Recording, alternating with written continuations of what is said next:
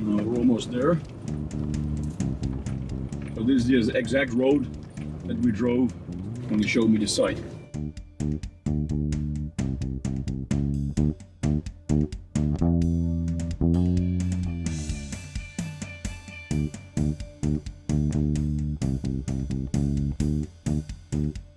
It was built in 1906. It was carved in the... Das ist ein Weg, historische Zeitzeuge sind da.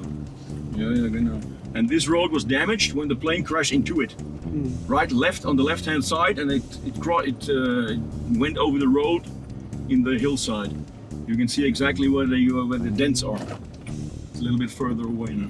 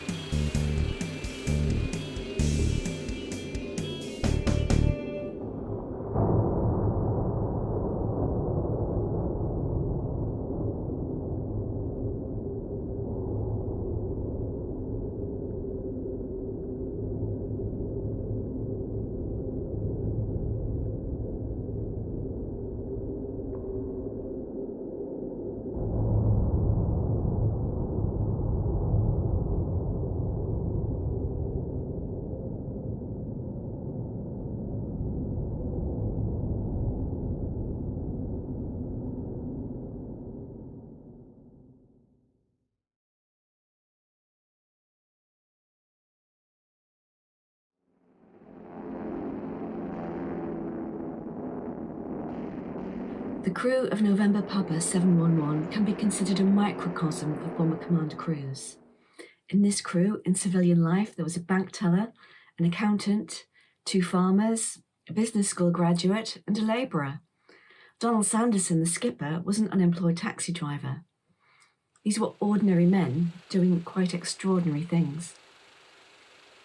The crewmen of the Halifax bomber, November Papa 711, were together for just 11 operations over a period of 75 days. It's just a tiny fraction of the time Allied infantry units normally spent together, which was measured in months, if not years. Many air crews in Bomber Command spent only 1 operation together, their first and only operation, due to the staggering almost 50% casualty rate. The tragedy of this crew's deaths on February 21st, 1945 was, of course, of lives unfulfilled. But to add insult, the world moved on after the war. For a time, this crew seemed forgotten, as their remains did not find a final resting place for 4 years. And the wreckage of November Papa 711 was left relatively untouched for 73 years. I must regretfully inform you that since your son, Flight Sergeant Nels Peter Hyland Anderson, was reported missing, no further information regarding him has been received.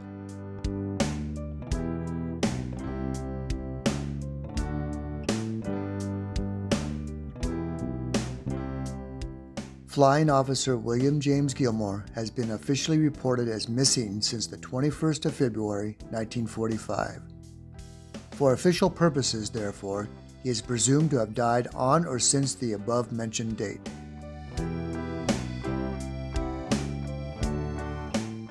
It is a privilege to have the opportunity of sending you the operational wings and certificate in recognition of the gallant services rendered by your son, Flight Lieutenant D.M. Sanderson.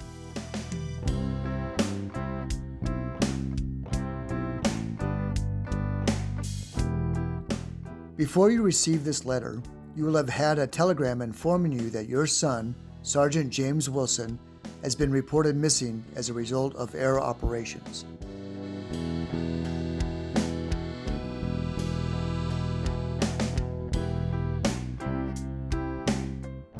It is with regret that I refer to the loss of your son, Pilot Officer Donald Edison Sherman, but the Graves Registration Service has advised that your son and the members of his crew have been moved to the permanent British military cemetery.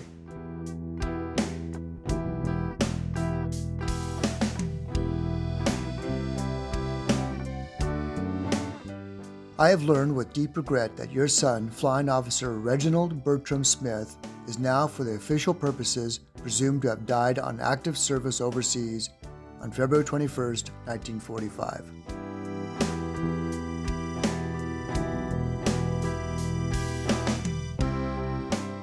It is with regret that I refer to the loss of your son, Pilot Officer William Wallace Wagner.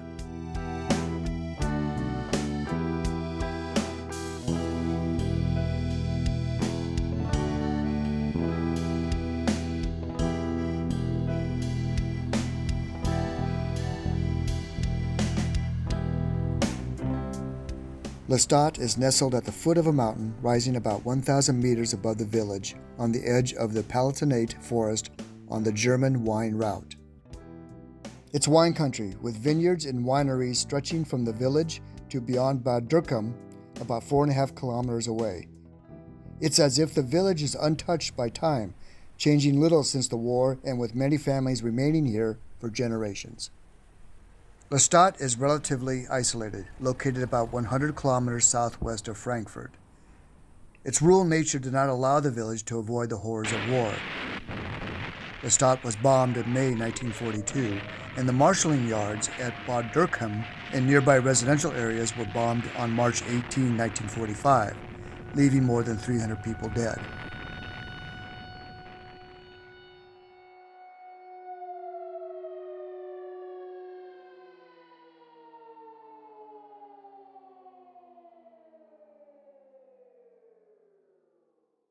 Villagers could be an unforgiving lot. While residents in urban areas usually afforded dead enemy airmen military funeral honors, or at least a civilian ceremony, often against orders from the Nazi government, villagers in remote areas often buried Allied dead without such honors. The residents of Leistadt did not conduct such ceremonies for the dead airmen of November Papa 711.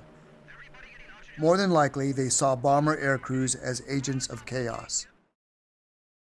Today, however, the descendants of wartime villagers embrace the remembrance of Allied forces for bringing down the criminal regime.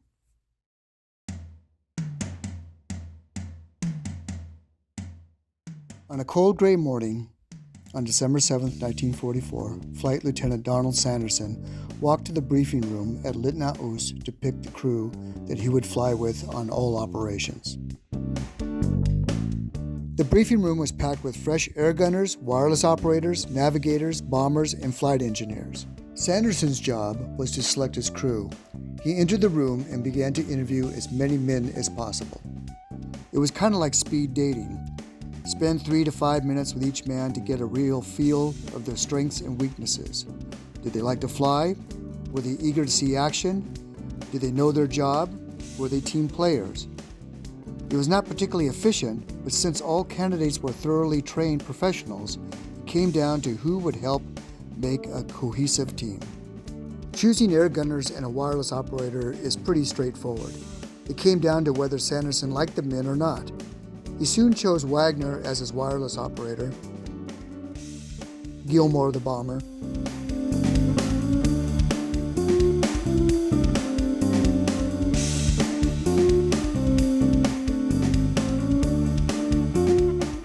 Anderson the mid-upper gunner,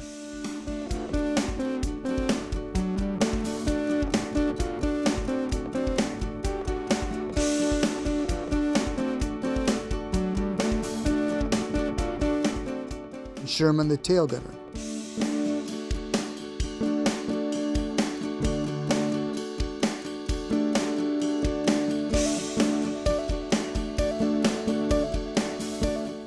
More importantly was choosing a navigator and a flight engineer. The flight engineer, James Wilson, would come later. So Sanderson was intent on finding the right navigator, which came down to the candidate's attention to detail. He found that man in Bert Smith, who scored high marks in training for his diligence and thoroughness. Smith was a short, dour man. Along with Gilmore, he was among the oldest in the crew at 33 years old. His instructors in Canada and Scotland praised his navigational skills, but considered him to have a negative personality. That didn't bother Sanderson.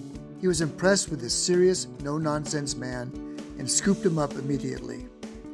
Sanderson's team was now complete, Wilson coming later as the flight engineer, Gilmore sitting in the nose as the bomber, Wagner tucked below in the warmest spot on the aircraft as the wireless operator, Smith behind Gilmore on the navigator's bench, Anderson up top as a turret gunner, and Sherman way in the back in the tail as a gunner.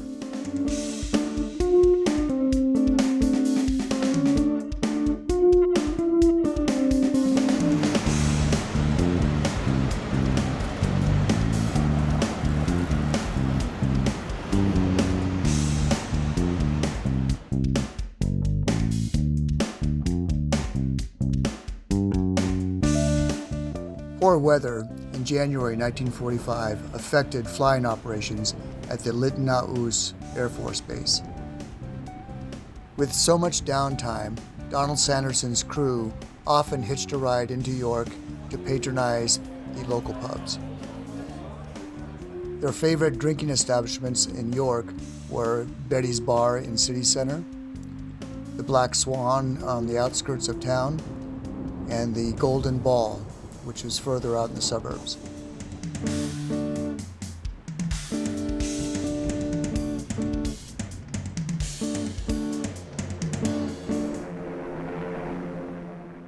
On January 2, 1945, Sanderson and his crew began operations with a bombing raid over Ludwigshafen, port on the west bank of the Rhine River. But they were not flying November Papa 711. Flight Lieutenant Keith Edwin Parkhurst, who had been flying November Papa 711 since August, turned the aircraft over to Flight Lieutenant R.H. Fleming in January, although Parkhurst had a couple more turns with it.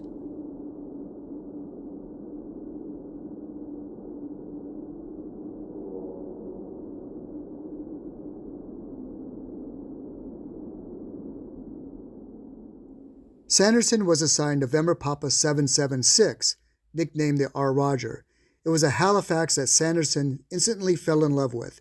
It was sturdy, reliable, and flew gracefully. When an engine quit in a January operation over Holland, the R. Roger still flew as graceful as ever. When the R. Roger was grounded for a cracked windscreen, Sanderson was assigned a clapped out, as he put it, Halifax Mark III that struggled to maintain altitude. His experiences with the Mark III convinced him that he was more comfortable and his crew would be more comfortable with November Papa 776, the R. Roger.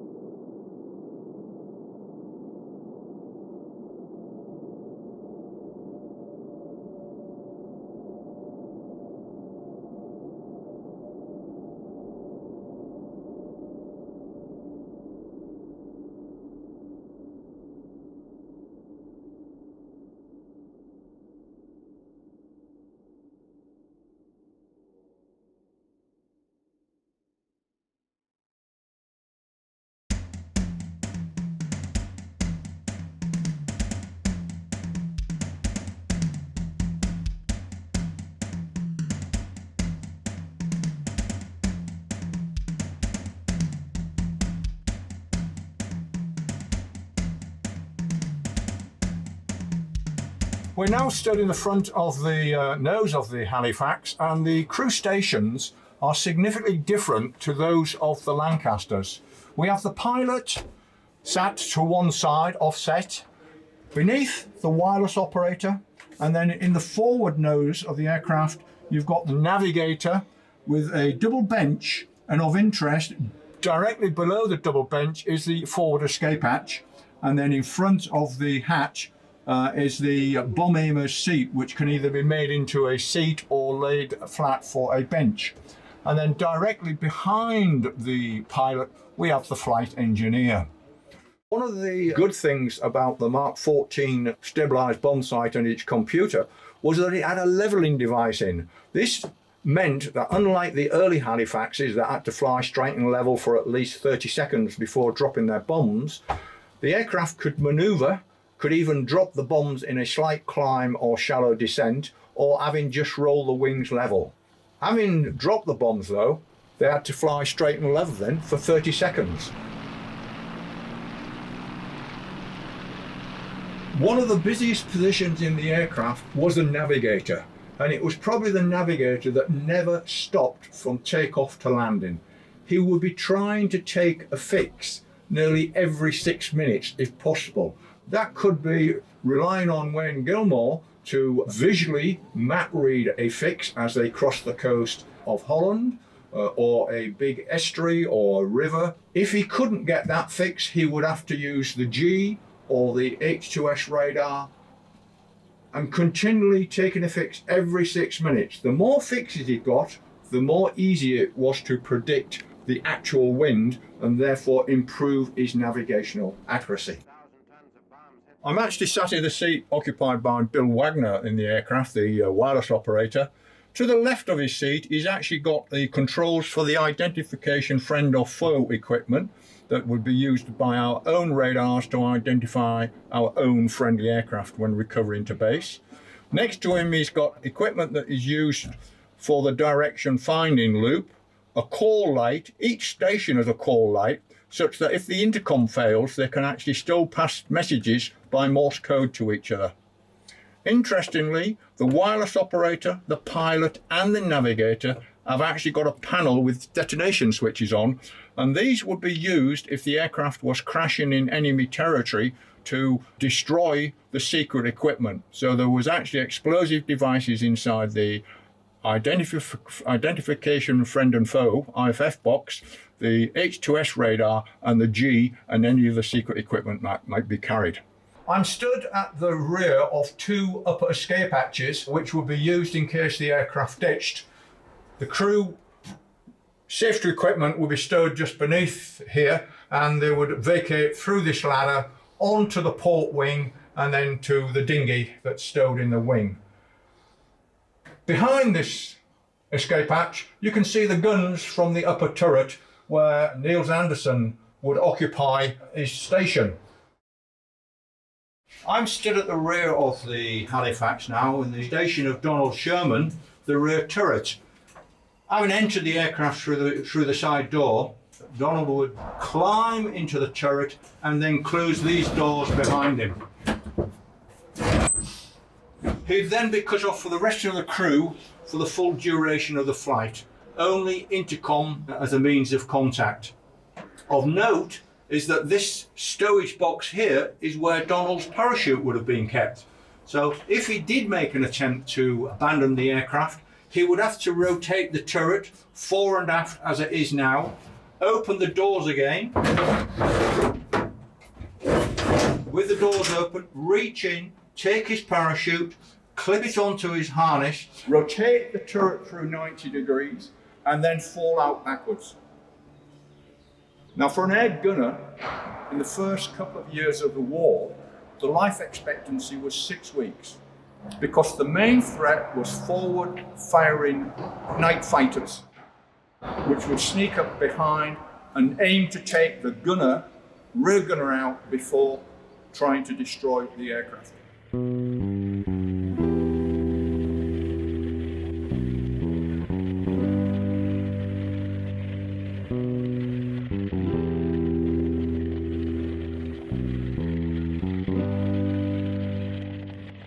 In their first week working together as a crew in early January 1945, the R. Roger was on an operation over Germany when tail gunner Don Sherman spotted an ME-109 hot on their trail. Imagine Sherman's jaw dropping and his stomach falling to his feet. He quickly recovered. He shouted to Sanderson, "Corkscrew port maneuver, skipper." Sanderson immediately descended and turned to his left and then quickly reversed. He climbed to the right and continued the maneuver until Sherman shouted, "All clear." The maneuver was common among bomber crews and proved to the R. Roger crew that their kite was sturdy and even nimble for a bomber, giving them the confidence they needed.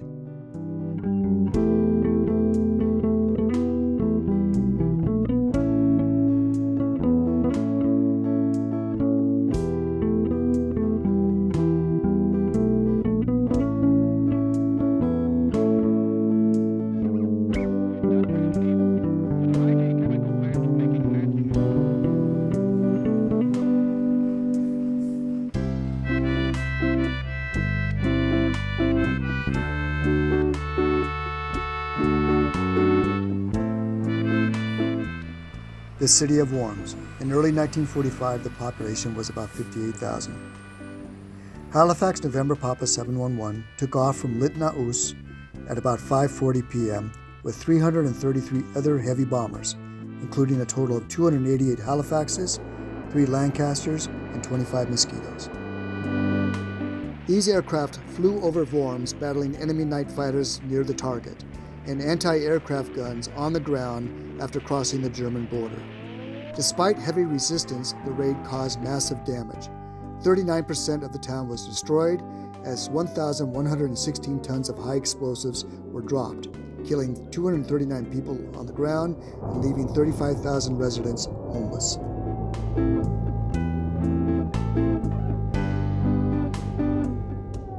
Damage was severe, with almost every building partially destroyed, including cooling towers, gas holders, oil storage tanks, ammonia plant compressors, gas washing towers, the railway station, and oven houses.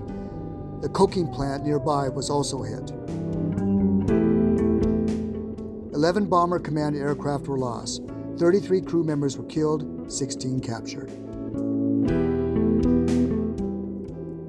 Unexpectedly for the Worms operation, on that fateful night of February 21st, Flight Lieutenant Fleming was assigned Halifax RG-477, and his November Papa 711 was given to Sanderson. It was Sanderson's first and last time flying November Papa 711.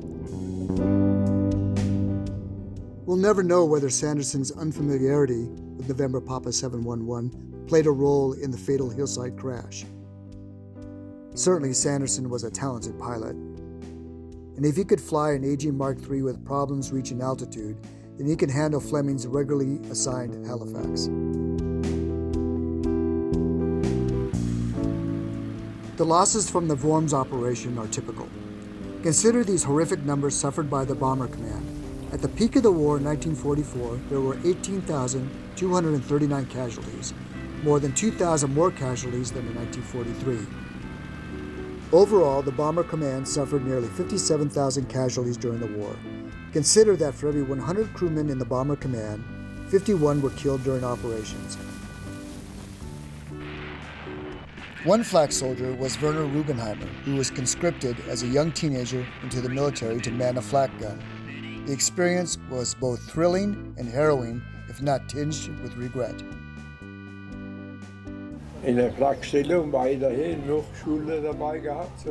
I became a flak soldier because our whole school was drafted. In the flak position, we continued to have school lessons next to our flak duties, provided that was possible. But there were many reports of enemy aircraft, and we had to man the guns and equipment, and our school teacher had to leave, and eventually classes got rare. But when all was quiet again, nobody came anymore. Eventually, our teacher did not come into the position anymore at all. There were very often aircraft reported. Then we had to man the guns and the other gear. I believe there were only partial hits of the enemy by several flak crews. Because there were so many flak positions in this area, it was impossible to determine who made a direct hit and who shot just past. And it could not be proven who had made the final hit and who didn't know. The aircraft was shot down. When I was wounded, an aircraft we had hit first flew over our flak position, already burning, and the aircraft flown away first. It suddenly turned, and we were told it had aimed for and crashed intentionally into the area of our aircraft radar, which we could see afterwards. There was an enormous crater where the aircraft and all of the bombs had exploded. The only thing left was one of the propellers, and everything else was merely scrap metal.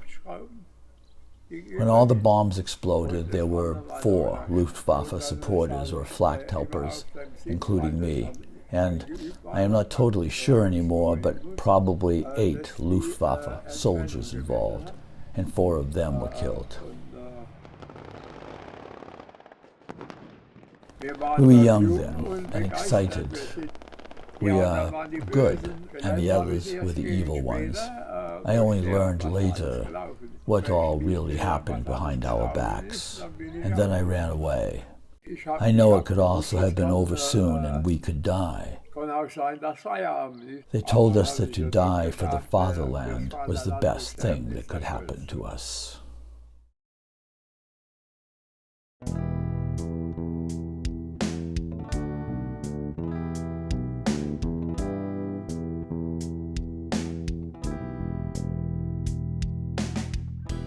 I'm sitting at Bill Wagner's wireless operator station.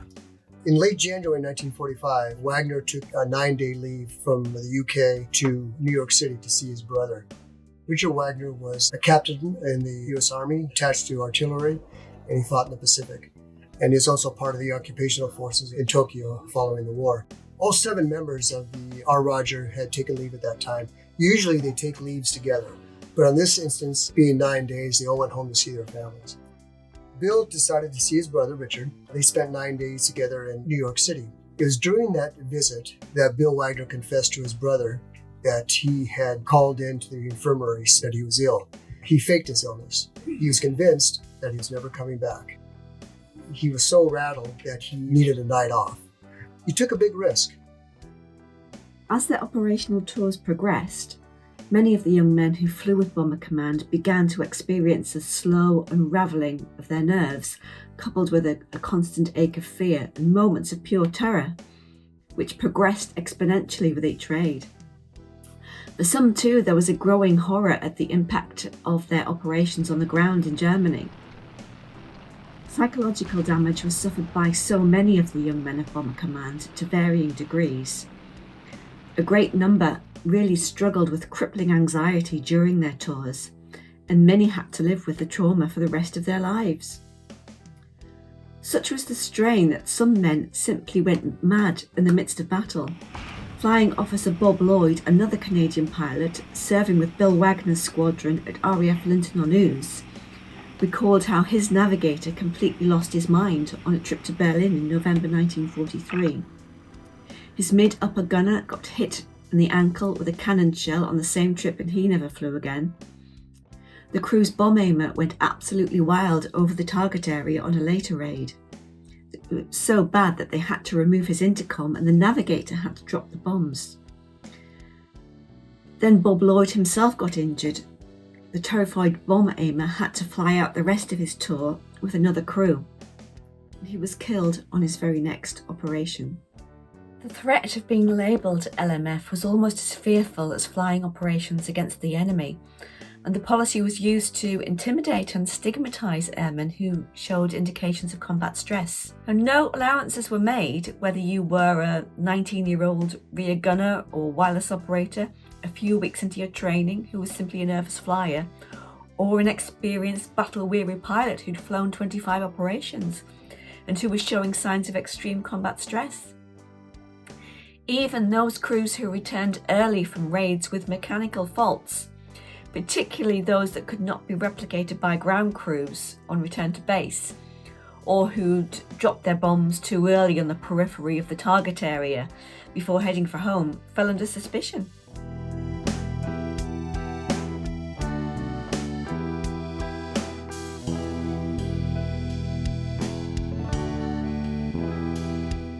But the brutal truth was that for many Bomber Command crews, death came before many of them had any opportunity to manifest any psychological problems.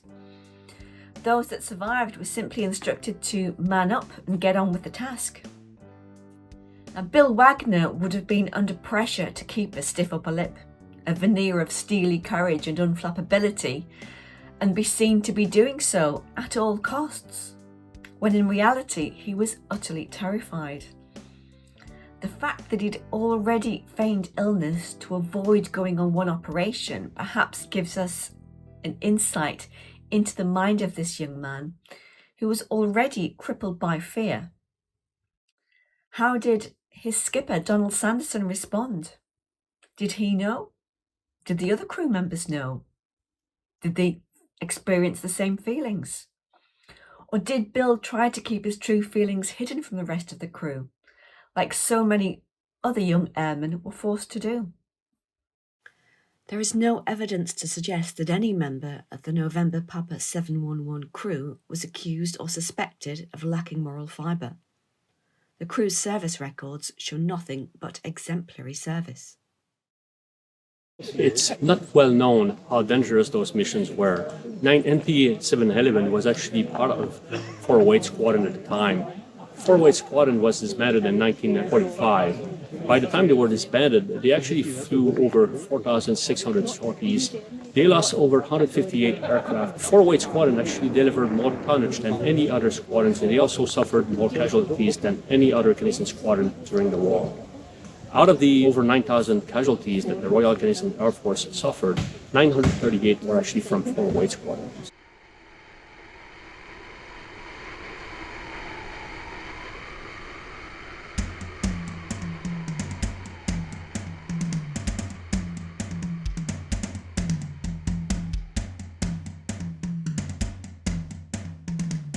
Flight Lieutenant Donald Sanderson was flying east towards Worms to drop a load of bombs on a railway station. He never made it. Rather, anti-aircraft gunfire from the ground had disabled the aircraft, and it caught fire immediately. What Sanderson did was that he turned around and was heading back to Linton-on-Ouse in England, or at least reach to the sea so he can ditch the plane and have his crew parachute out. However, he lost altitude rapidly, and about 2 miles east of here, of Leistadt, Donald Sherman, the tail gunner, had bailed out. But the plane was already flying too low, and Sherman was killed.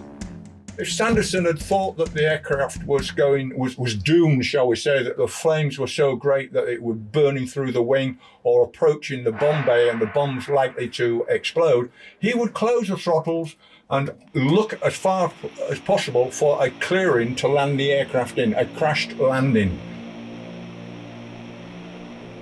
The speculation among villagers here is that Sanderson was surprised by the mountain. He could not see the mountain. Perhaps that's true, but what I think had happened was that Sanderson was quickly losing altitude and he could not clear the mountaintop. And he crashed about halfway down from this position here.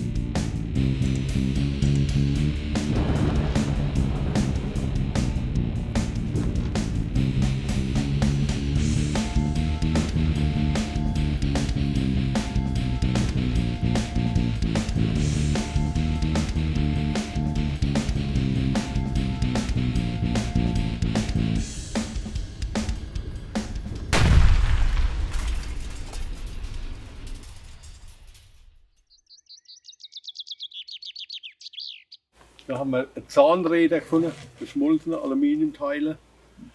Ein Zahnrad haben wir gefunden, so groß.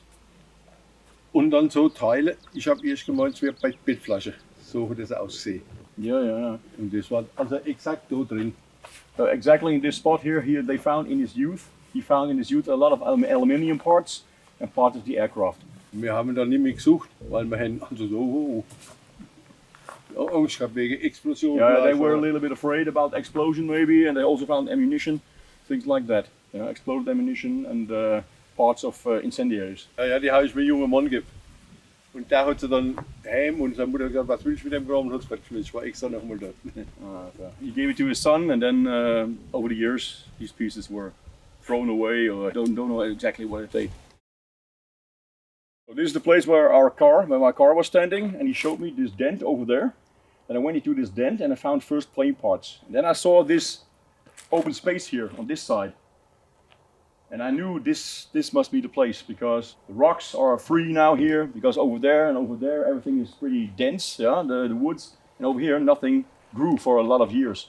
So one day I was here, we worked here, we found a lot of metal. Later came here, I saw that a wild boar had made a lot of mess and everything, and then I saw a piece of an oxygen mask.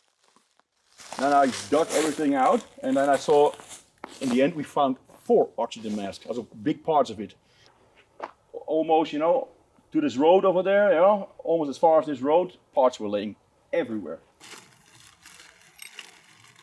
These are parts of incendiaries. This is the weight. This one had an explosive charge in it. These are the parts that we found mass, thousands of them.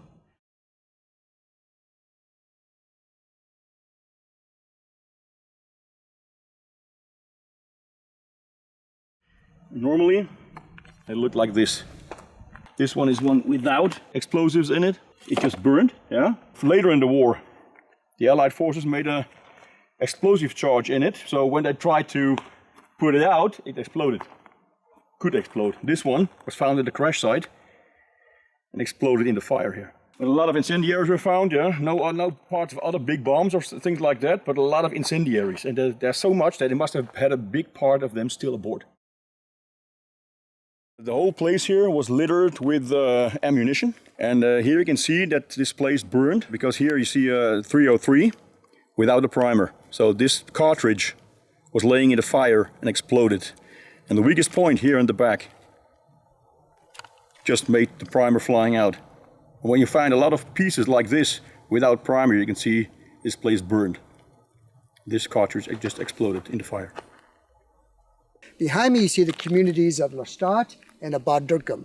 And here, several dozen, if not hundreds of residents had seen the crash and had watched the fire burn on the mountainside. 2 individuals in particular, Klaus Handewald and his cousin Eugene Handewald, took a truck about halfway up here and then the rest of the way on foot. And they found the crash site, but the fire was too intense for them to get any closer. What they did find was a huge indentation from the nose of the aircraft hitting the side of the hill. The hillside above a cut trail and below the cut trail, as well as the trail itself, were aflame, and they couldn't get any closer. They did find some remains, and they gathered those remains into a casket, and some community members of Leistadt in particular took those remains to the Leistadt cemetery.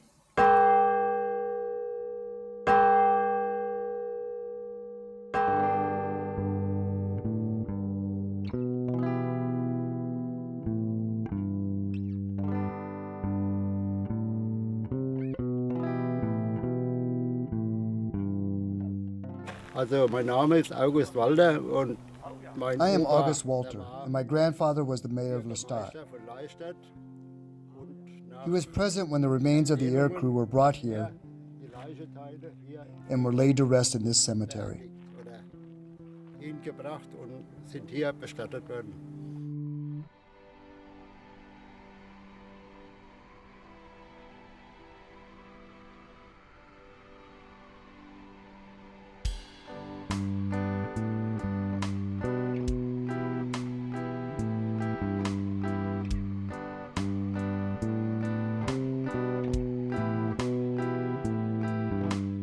This is the place where the Canadians were buried after the crash.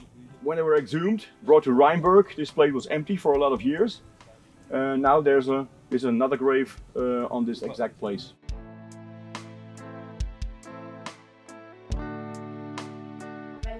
We cannot be proud of our heritage. The Nazi time is a very difficult time also for us. The next generation, the younger generation. And that is also the reason German crash sites are not honored in this way. I believe because people did not want to speak about it in the past. And today people are opening up more because of the greater distance and fewer personal links between then and now. There is more interest in this today. We want to find out what happened because many details were kept hidden from the public because they, the older people, just did not talk about it. In the past, we had scarce documentation about it. So for us, it is essentially important to know where these sites are so we can protect and handle them properly. I hope these sites will be sites of remembrance only and not sites for tourism. I see this in two ways.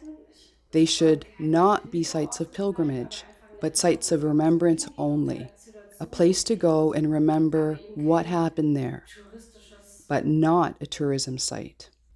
I think these memorial stones at the crash sites are exactly the right medium to handle this matter, this cause, also to pay tribute to the disappearing eyewitnesses.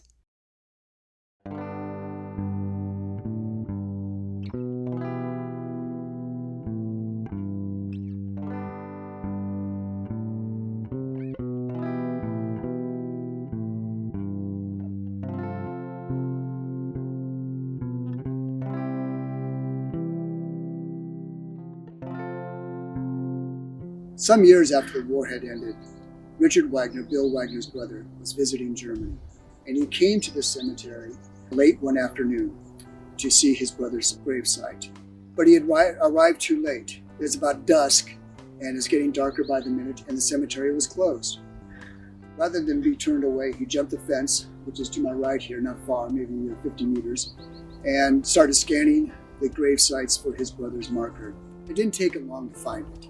And once he found it, he dropped to his knees and began to cry. He wept for his brother for the first time since his reported missing. And he wept for his parents, because his parents lived with the uncertainty and the stress and the anxiety and just the plain horror of not knowing what happened to their son. Bill was reported missing in February 1945. It wasn't until October 1945 that he was officially declared killed in action. He spoke so often of the boys in the crew. We felt we knew them very well, also loved them, as they seemed to be such grand boys. Donald was very fond of your Bill, and he does look so good and wholesome in his pictures. May God grant that they are spared and that they may sometime have another happy reunion. I will continue to pray with you for the safe return of our boys. Everyone here feels that the boys have a good chance of getting back. Donald has always been a hunter and used to moving quietly so as not to be heard by his prey, and everyone here feels that he will be of the utmost help to the others. Boys who have been shot down, were missing, and now returned home have been to see us, and they all give us such hope.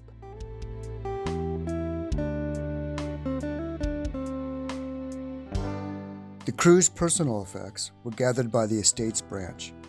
The mundane suddenly took on emotional significance for the families. Nels Anderson's photo album, Don Sanderson's diary, Don Sherman's hunting knife and case,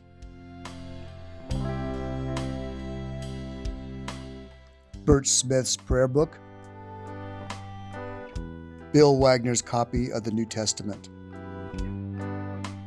William James and Helen Margaret Gilmore, college sweethearts and married for 9 years, were inseparable while living in the Pacific Northwest. She refused the return of her husband's uniforms as too painful to possess. After the war, Helen married and had a long, fulfilling marriage. She passed away in 2008 at the age of 94. My name is Don Sanderson. I was named after Flight Lieutenant Sanderson. I was born in 1942, and at that time, my dad's brother Robert was overseas Air Force. Donald was overseas, a cousin overseas Air Force. Robert came home safe and sound. Donald was lost. Just a really nice young man. That was the main thing I've heard about him. But I used to travel up to where his mother lived, which was like six hours away. So I used to visit my Aunt Claire maybe every 6 weeks, whatever. She would often talk about Donald, obviously. And it was always that he was just such a nice young man. Very proud of him, of course. And obviously missed him terribly. But And she always took a real shine to me because I was named after Donald. And that meant a lot to her.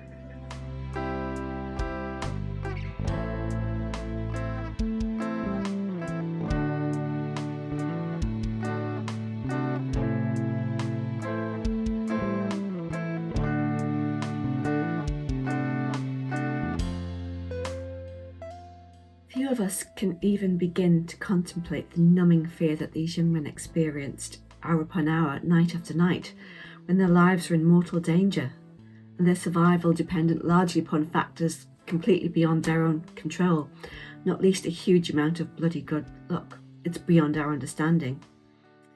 The air crews lived with this fear night and day. Every morning at breakfast in the dining hall, it was fed and reinforced by the sight of the empty chairs and untouched tables of the crews who'd failed to return from the previous evening's operations. For some of them, the question was not if, but when they would meet their end.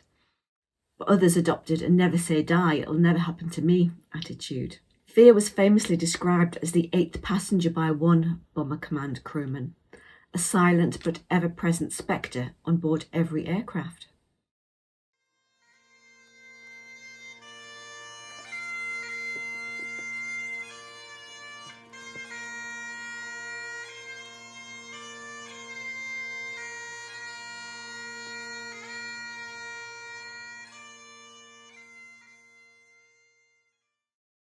My grandmother never really spoke about his death. I think probably the difficulty for them would be not having that body, not having that, place in the local cemetery where they could go and pay their respects. I think they found that quite hard to understand because none of them had really left the UK. You look at Germany on a map, but they couldn't take it in. They had no idea of the concept of the size of the country, and I think it would be difficult for them too, not knowing exactly what had happened, where the plane came down. They had no information like that back in the day. We've got to celebrate the life of these 7 young men, so young. I mean, Jimmy was only 21. This will be here forever now. I don't want to see it as closure, I want to see it as just part of the story.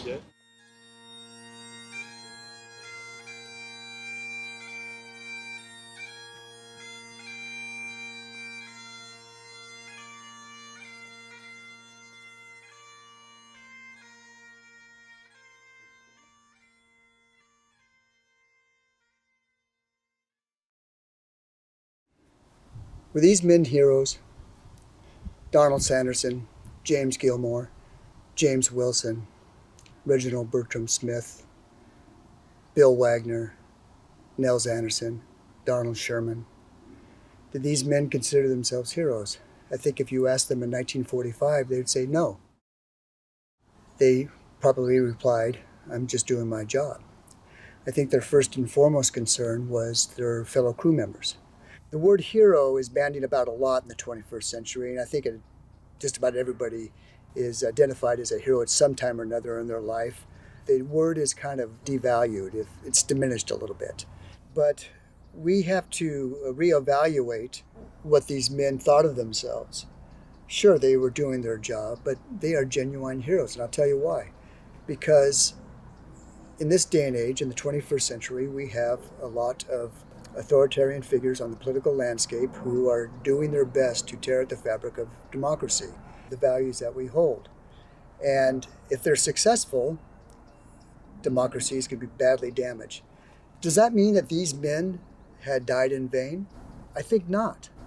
But it's very possible that they gave their lives for something that 70 years later has been damaged, and that'd be democracy. So I think of them as genuine heroes. And I think today we have to think of them as genuine heroes, not just names on a headstone, not names on the pages of a book, and not faded black and white photographs. These individuals deserve to be recognized as heroes. I thought about the way we have gone and we came forward since World War II, with Germany being now deeply and firmly integrated in the Western Alliance, in NATO. With that in mind, I thought about what it takes to get that friendship with partners and allies and what it gives us. Look at the 7 aviators who died in the crash here. They stood together boldly and fought Nazi Germany and gave their life, gave the greatest sacrifice you can give for their countries against Nazi Germany. Today we are standing together just 77 years later as NATO, as friends, as allies and partners, and we are taking our stand against another nation that is unleashing war today as we speak in Ukraine. We're taking our stand against Russia, and that is something that is important because those young men who died back in 1945 gave their sacrifice for a good reason, for us being friends and allies, for us standing.